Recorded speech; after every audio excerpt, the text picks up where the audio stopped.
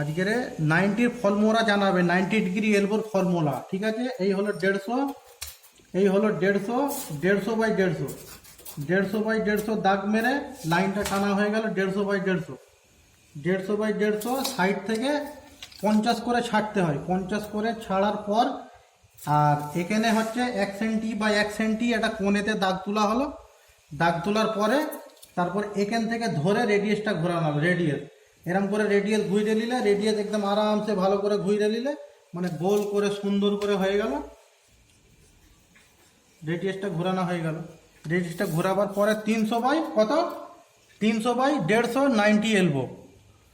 এইবারে এই মুখ থেকে হবে তাহলে 360 কত হবে, 320, মানে সিঙ্গেল ভাঁজার তারে 2 সেন্টি বেশি, সিঙ্গেল ভাঁজার তারে।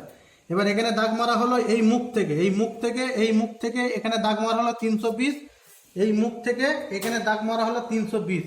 এবারে সেম এইখান থেকে এই মুখ থেকে এখান থেকে ধরে এইভাবে ঘোরানো হবে।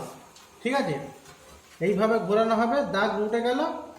তারপরে কেটে এটা সিঙ্গেল পার্ট তৈরি হয়ে গেল, 90 ডিগ্রি এলবোর সিঙ্গেল পার্ট তৈরি হয়ে গেল।